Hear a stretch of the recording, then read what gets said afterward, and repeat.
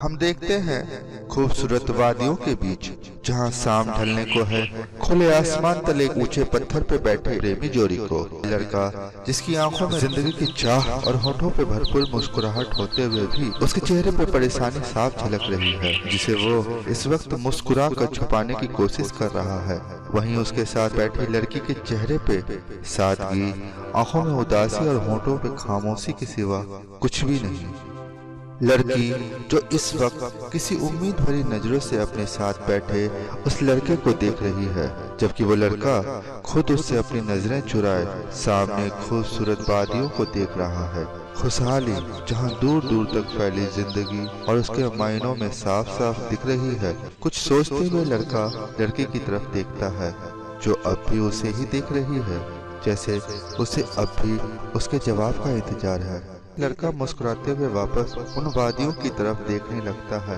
ये देख लड़की किसी अनजानी उम्मीद के भरोसे उसके कंधे पर अपना सर टिकाए अपनी आंखें बंद कर लेती है। हम महसूस करते हैं उन दोनों के अंदर छुपे हुए किसी अनजाने दर्द और मायूसी को, जो इस वक्त साफ साफ उन दोनों के चेहरे पर झलक रहा है। वो बैसाखी में लड़की के साथ नाच रहा है, लड़की भी उसके साथ किसी पंजाबी बच्ची की तरह नाच रही है। हम देखते हैं दोनों थक जाते हैं, ऐसे में वो एक दूसरे को देख हंसने लगते हैं। दोनों एक पेड़ के नीचे बैठे हैं, लड़की को लड़का फल खाने को दे रहा है। ऐसा लगता है लड़की अपना रमजान खोल रही है।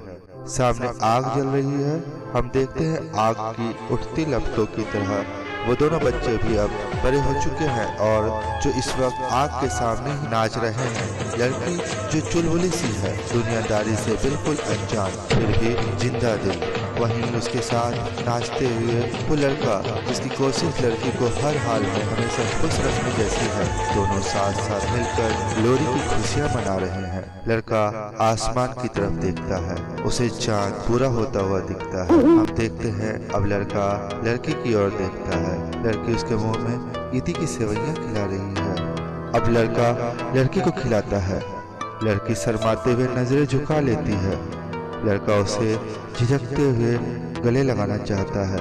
लड़की ऊपर आसमान की तरफ देखती है। लड़का कुछ सोचते हुए अपने कपड़े को उठा दोनों हाथों से फैला चांद से पर्दा करता है। ये देख लड़की शर्माते हुए लड़के को गले लगा लेती है। लड़का धीरे से वो पर्दा छोड़ लड़की को अपनी बाहों में भर लेता है। हम देखते हैं पर्दा उन दोनों के सिर पर है और वो उसके अंदर एक दूसरे में खोए बेसुध खड़े हैं। चांदनी रात में हम कपड़े की जाली से उन दोनों को साफ साफ देख सकते हैं, जबकि वो लड़की चांद को देख रही है। जाली के पीछे से उसे सामने चौथ का चांद दिख रहा है। अब वो लड़के की तरफ देखती है। पता चलता है वो जाली पीपल का सूखा पत्ता है, जहाँ कहने के लिए सिर्फ अब उसका रेशा ही रह गया। वो उसके चेहरे को कुछ इस तरह से देखती है जैसे लड़की आज अपना करवा चौथ मना रही हो। लड़का उसे पानी पिलाता है। लड़की मुस्कुराते हुए लड़के को देख रही है। लड़की मुस्कुरा रही है। ऐसा लगता है वो लड़के के कंधे पर अपना सर रख अपने बीते दिनों को याद कर रही थी। अब वो लड़के की तरफ शर्माते हुए फिर से देखती है, जो उसे पहले से ही देख रहा है। दोनों की नजरें खामोश हैं, फिर भी होठों पे एक दूसरे के लिए मुस्कुराहट दिख रही है। ऐसा लगता है दोनों ही खुश दिखते हुए एक दूसरे को दिलासा देने की कोशिश कर रहे हैं कि घबराने जैसी कोई बात नहीं। ये देख लड़की लड़के की इजाजत से उस लड़के के गाल को चूमती है और लड़का उसे गले लगा लेता है।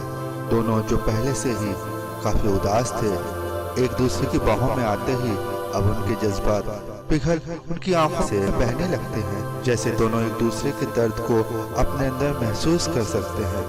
दोनों एक दूसरे को कस कर पकड़ लेते हैं। हम देखते हैं दोनों खड़े हैं।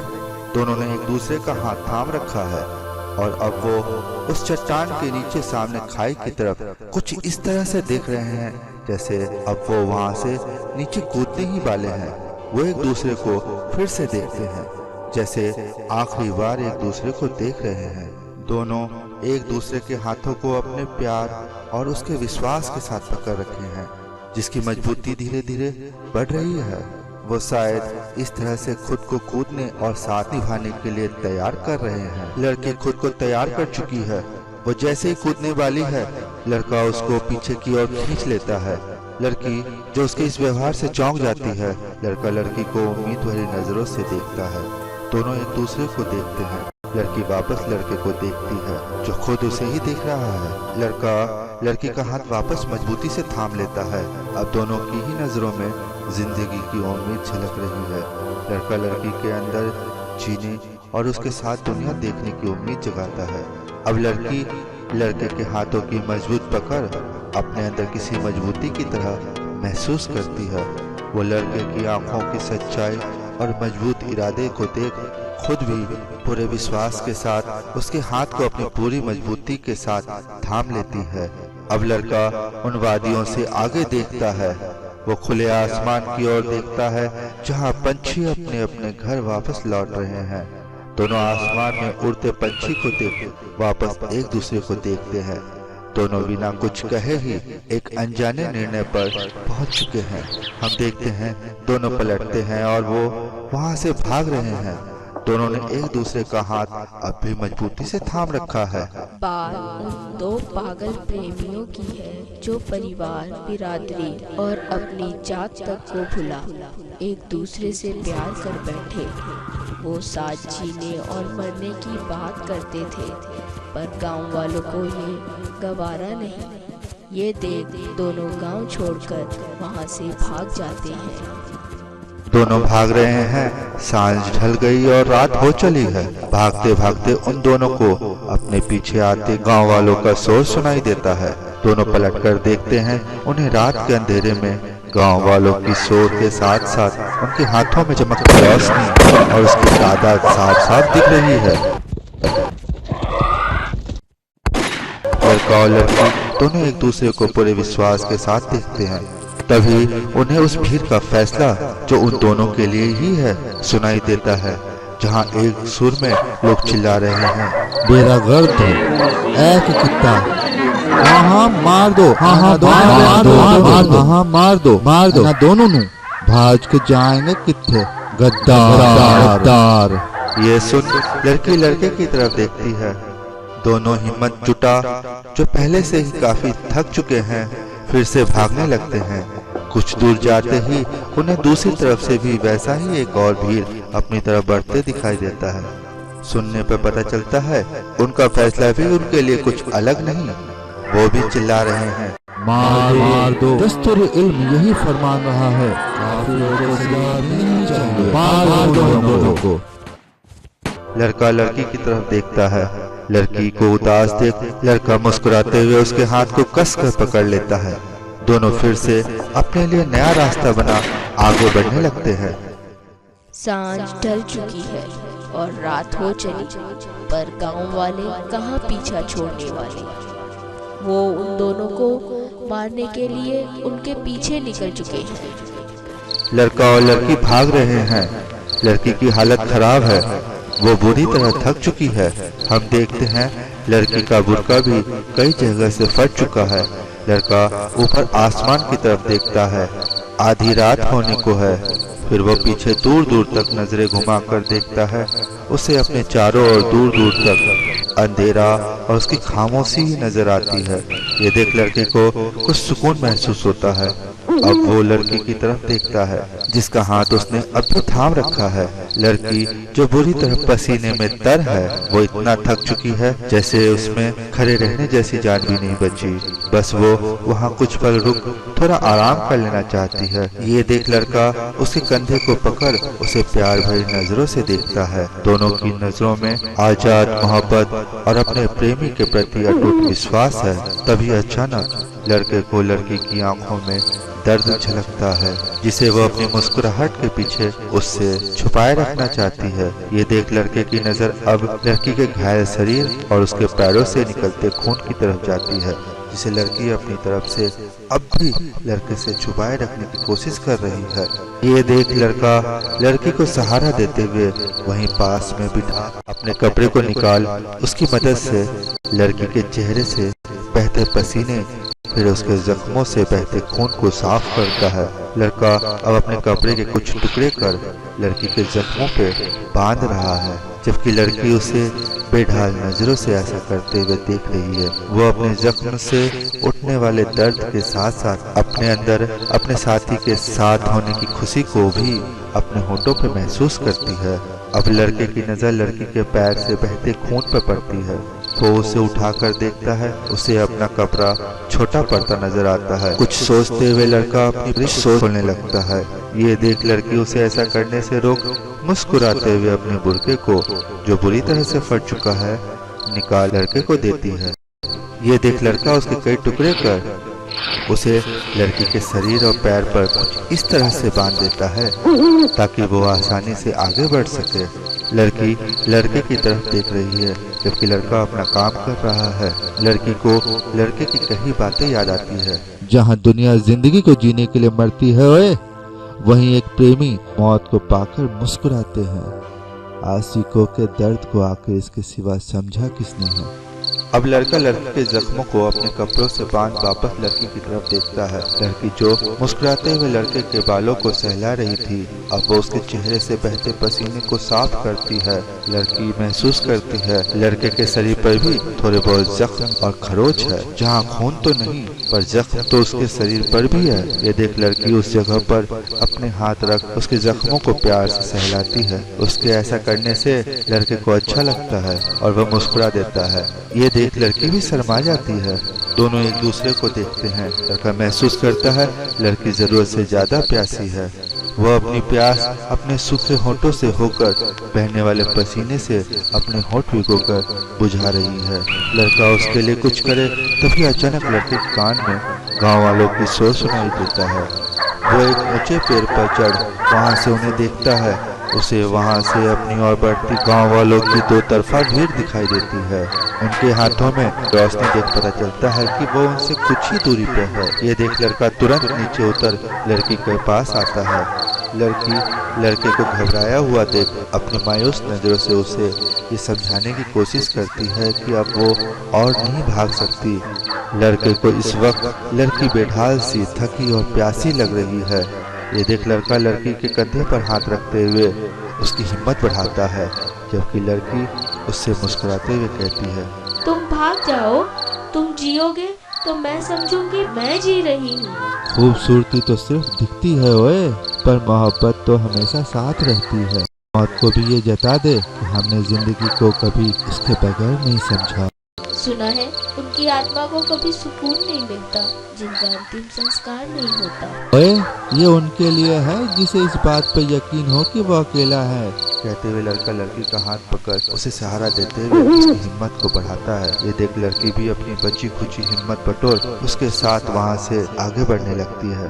आधी रात हो चली थी, फिर भी लड़का और लड़की दोनों हाथ में हाथ लिए भागते भागते बुरी तरह थक चुके थे, पर गांव वालों की आवाज और करीब आती रोशनी उन्हें रुकने की इजाजत नहीं दे रही थी।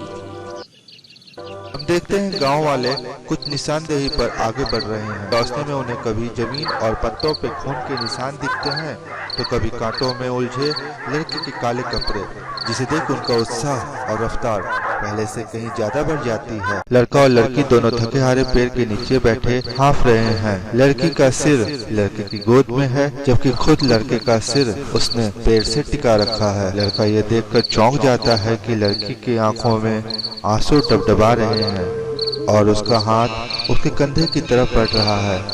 तब उसे एहसास होता है कि लड़की ने उसके जख्म से बहता खून देख लिया है। वो तुरंत उस खून को साफ कर मुस्कुराते हुए लड़की की तरफ देखता है, जैसे घबराने जैसी कोई बात नहीं। तभी दोनों फिर चौंक जाते हैं। अब वो गांव वालों की आवाज को बिल्कुल करीब से सुन सकते हैं। दोनों घबराए हुए एक दूसरे को देखते हैं। लड़का खड़ा होकर लड़की का हाथ थाम सहारा देते हुए फिर से उसकी हिम्मत को बढ़ाता है।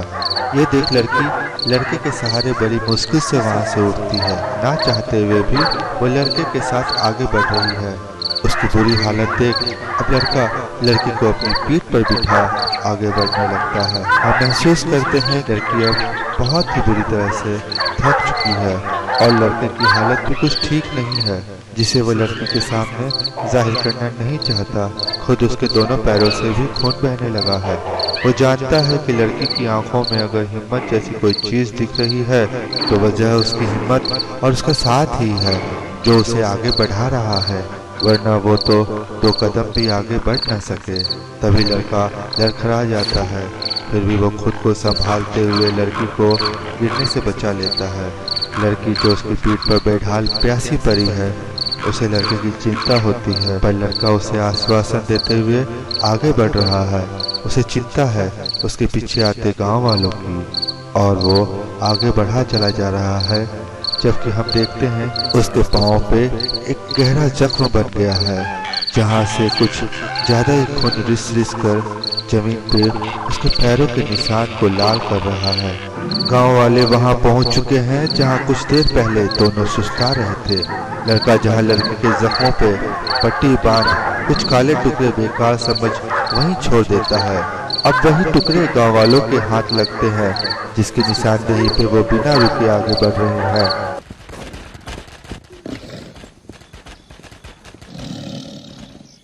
लड़का लड़की को एक कुएं के पास बिठा पानी पिला रहा है।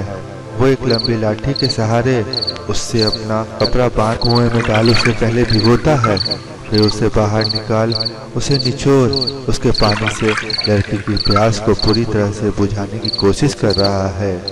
लड़की की प्यास बुझ चुकी है। अब लड़का खुद अपनी प्यास बुझाते हुए वही लड़की के पास आकर बैठ जाता है। हम देखते हैं अब दोनों कुएं के मुंडेर पर अपना सर टिकाए खुले आसमान की तरफ देख सुस्ता रहे हैं। उनके चेहरे पे कुछ सुकून है। तभी लड़के को अपने अंदर किसी अनजाने दर्द का एहसास होता है और वो अपने पैर की तरफ हाथ करता है। वो ये देखकर चौंक जाता है कि उसके हाथ खून से रंग गए हैं। वो अपने पैर की तरफ देखता है, वहाँ उसका जख्म इतना गहरा हो गया है कि खून रिसने की जगह अब बह रहा है। ये देख लड़का लड़की की तरफ देखता है, जिसकी आंखें बंद है, जैसे वो अपने अंदर की हिम्मत को बटोरने की कोशिश कर रही हो। ये देख लड़के के चेहरे पे थोड़ा सुकून दिखता है। वो अपने पैरों के जख्म को उस कपड़े को फाड़, जिसकी मदद से थोड़ी देर पहले दोनों पानी पी रहे थे, बांध देता है। अब लड़का अपने हाथ को देखता है, उसके दोनों हाथ खून से लाल हैं। ये देख वो उसे छुपाते हुए फिर से लड़की की तरफ देखता है। तभी उसे लगता है जैसे लड़की अपनी आंखें खोलने वाली है। वो घबरा जाता है और अपने हाथ को अपने कपड़ों में छुपा लेता है। तभी लड़की अपनी आंखें खोल लड़के की तरफ देखती है। दोनों एक दूसरे को देख रहे हैं। लड़के के चेहरे पे बनावटी राहत देख लड़की उसे सवालिया नजरों से देखती है। ये देख लड़का मुस्कुराते हुए लड़की से कहता है, अब वो हमें कभी पकड़ नहीं पाएंगे। हमें बस वहाँ उस झाड़ी के पीछे सुबह होने तक छुपे रहना है। लड़की लड़के को पूरे विश्वास के साथ सुन रही है। वो हमें वहाँ ढूंढने कभी नहीं आएंगे। वहाँ कोई नहीं जाता। वहाँ से दूर दूर तक दलदल, फिर ढलान और खाई शुरू हो जाती है, जो हमें सुबह दिन के उजाले में यहाँ से दूर ठीक नीचे घाटी तक ले जाएगी। ये सुन लड़की लड़के को मुस्कुराते हुए देखती है। लड़का भी खुश है, जो पहले से ही मुस्कुरा रहा था। तभी लड़के को महसूस होता है गांव वालों की भीड़ ठीक उनके पीछे है। रोशनी में गांव वालों की परछाई अचानक से उनके सामने उभर आती है।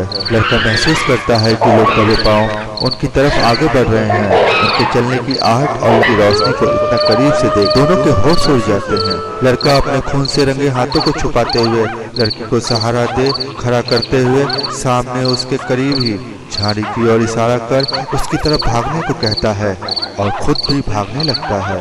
लड़का भाग रहा है, जबकि लड़की उसके सहारे के लिए अपना हाथ बढ़ाती है।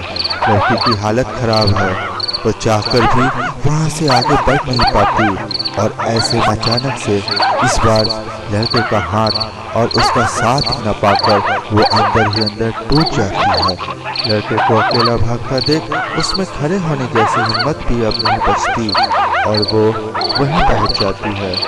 उसकी नज़र अब भी लड़के पे है। उसकी आंखों में आंसू भर आते हैं। वहीं उसकी बढ़ती सूनी कलाई अब सिमटने लगी है। वो ऊपर आसमान की तरफ देखती है, फिर कुछ सोच मुस्कुरा देती है। लड़की वहीं रुक जाती है।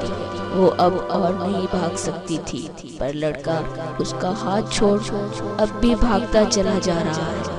ये देख लड़की की आंखें भर आती हैं। कुएं के आसपास रोशनी से बनती परछाई अब साफ साफ दिखने लगी है। दूसरी तरफ से भी लोग दबे पांव आगे बढ़ रहे हैं। लड़की घुटने के बल बैठ आसमान की तरफ देख दुआ मांग रही है। तभी सामने झाड़ियों में लड़के की आवाज गूंजती है, जैसे वो नीचे खाई में गिर गया हो। लड़की आवाज सुन चौंक जाती है, फिर कुछ सोचते हुए वो फिर से पहले की तरह दुआ मांगने लगती है। आवाज सुन लोगों की हरकत बढ़ जाती है। वह आवाज की तरफ अब भागने लगते हैं। गांव वाले कुएं को चारों तरफ से घेर चुके हैं और एक लड़की के ठीक पीछे है। तभी लड़की कुएं में कूद जाती है। दूसरी तरफ लड़के को लड़की के कूदने की आवाज सुन वो चौंक जाता है।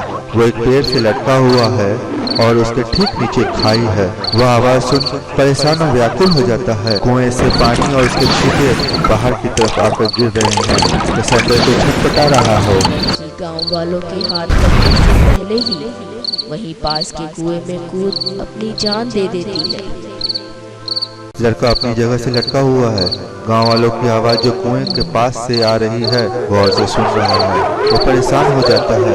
वो बड़ी मुश्किल से सरकते सरकते जमीन तक पहुंचने की कोशिश कर रहा है। हम देखते हैं कुछ लोगों के हाथों में वहीं पास से इकट्ठा की गई लंबी लंबी टहनियां, लाठी और डाल है, जिसे वो कुएं में बार बार अंदर बाहर कर रहे हैं। वो तरफते हुए को और अंदर ढकेल रहे हैं।